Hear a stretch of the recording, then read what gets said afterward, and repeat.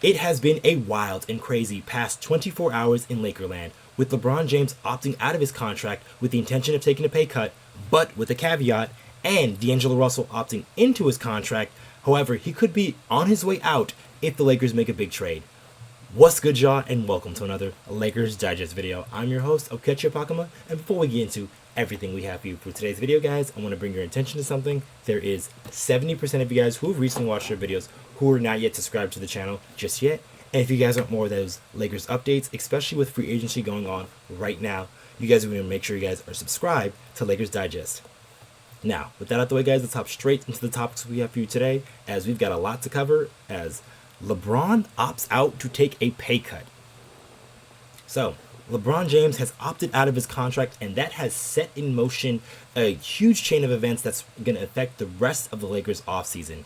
So, LeBron being the largest player option the Lakers had, he just recently opted out, according to Rich Paul. So, this is from Dave McMiniman. Rich Paul of Clutch Reports told ESPN that LeBron James has officially opted out with LA, and will be working with Lakers on the next deal if that means on adding an impact player. He is prioritizing a roster improvement, and he is adamant on excluding all efforts to improve the roster.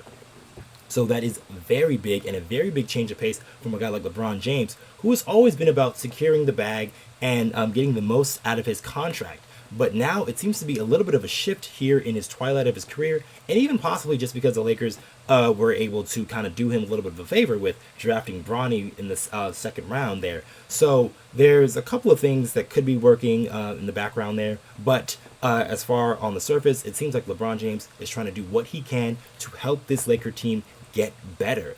And so here's a little bit more from that story from Dave McMiniman. And so he said that Paul said James will be willing to work with the Lakers on signing a deal below the maximum 3 years, $162 million. He is eligible to open up the full $12.9 million mid-level exception to sign an impact player. That type of player that James would be willing to make a financial sacrifice would be an established veteran playmaker such as James Harden or Klay Thompson, or an established big man to play alongside Anthony Davis such as Jonas Valanciunas, sources told ESPN.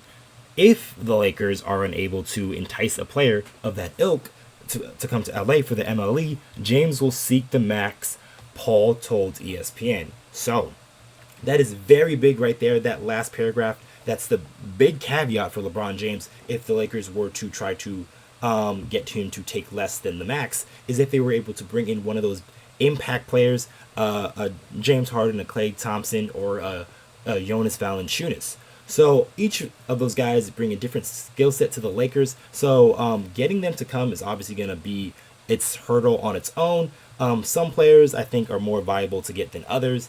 But for LeBron James to look at those guys to be the only ones for them to be an impact player kind of makes sense, as he's toward the twilight of his career. So he can't be out here wasting any more seasons with the Los Angeles Lakers with a subpar roster. So he's going to do what he can on his part. So that means taking less than the max. And this has been a guy who's definitely earned billions of dollars throughout his career. So he's been a guy that can take this pay cut and definitely can afford to do so. So with the Lakers now having a clear sign of like what to do, now we're not waiting on what's going to happen with D'Angelo Russell and LeBron James. We know, we kind of control the Lakers being what they can do here this offseason. And so is that going after one of these guys? I definitely think it is. It's definitely worth trying to explore these options, especially if LeBron James is willing to do this. He has never done this at any point of his career. So this is just unprecedented for him. So if the Lakers are able to get a deal done with one of these players, one in particular, but with any one of these players, I think they will be very good to great next season, especially when you compare that next to LeBron James and Anthony Davis. And if they're able to have healthy seasons like they were the season prior, then we've got something cooking here for the Los Angeles Lakers. But there was also another story that sort of impacts the other, because both things are closely related, and that is D'Angelo exercises his option. So D'Angelo Russell exercises his player option is $18.7 million. So this was from according to his people there at Switch Cultures, D'Angelo Russell intends to opt into his player option to stay with the Lakers. His number one priority is to win a championship. Very interesting thing to say, especially because with some of the things that could happen now that D'Angelo Russell has opted in to that player option. But just a couple of things on probably D'Angelo Russell's part, because it was said that he is willing to actually stay with the Lakers. So this is from Dave McMiniman. So D'Angelo Russell told ESPN on his decision to opt in for his final year of his contract with the Lakers is because I love what JJ's about. I really see myself thriving under his guidance to help win at a high level. So that is part of the reason why a guy like D'Angelo Russell chose to stay. But I also think it's a little bit two things at once. As yeah, he probably wanted to stay. I know he does love LA. He loves being out here. But also the market for D'Angelo Russell wasn't really where he probably wanted it to be, as he's probably a guy looking for money in that $22 to $25 million range, and that wasn't available out there, especially with the new CBA, the new first and second apron rules, and the only teams having cap space, with the exception of the Orlando Magic and Philadelphia 76ers, all the teams that had cap space were teams that did not make the playoffs. And if D'Angelo Russell wants his best chance at winning, it's probably staying with the Los Angeles Lakers. So that is part of the reason why he was willing to pick up his option there.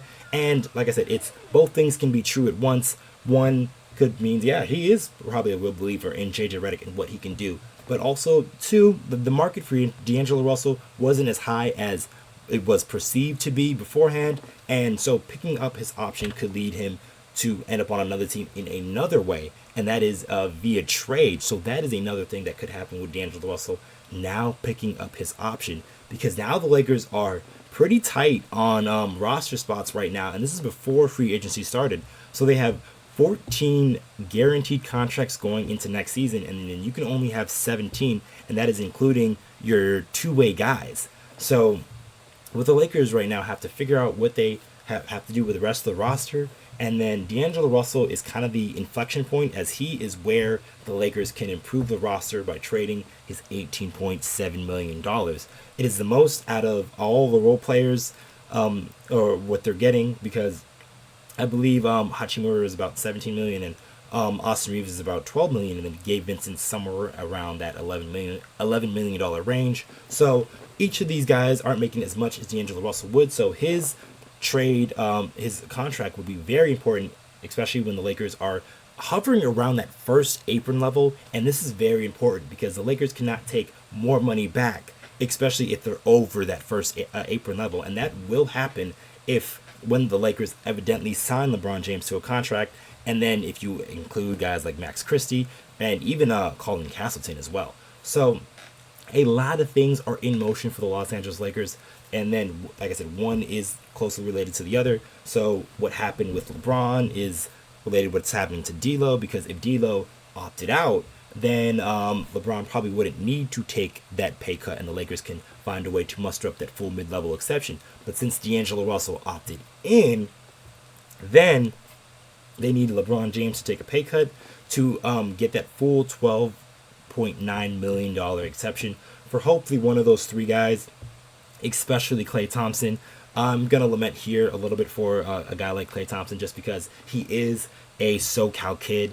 This guy has his father working for the team, Michael Thompson, who was a Laker great back for those Showtime Laker teams. So he has some ties to the Lakers. It wouldn't be crazy to see him in a Laker uniform. And this is something that has happened before in a weird way to LeBron James on a LeBron James team, as he plucked another one of his great rivals, Ray Allen, from the Celtics to join him on the Heat, and obviously that led to a couple more championships. So that is the hope, I would say, in Lakerland. Klay Thompson would be the guy that I would circle 10 times over, because I think he is the real deal when it comes to this Laker team. But let us know what you guys think in the comments down below. Do you think LeBron opting out should mean that the Lakers should try to get one of these guys, whether it's a Jonas Valanciunas or James Harden or a Klay Thompson or even Miles Bridges, who's another name that has been around, floating around. So do you think one of these guys can be a viable option for the Los Angeles Lakers? and D'Angelo Russell getting opting in. So where do you think, if he is getting traded, where do you think he goes? And what do you think, what type of package is it going to take to bring back a star or starter level player that the Lakers could use in their playoff rotation? So let us know what you guys think in the comments down below. I have been your host, Okechi Apakama, and I'll catch you guys on the next one.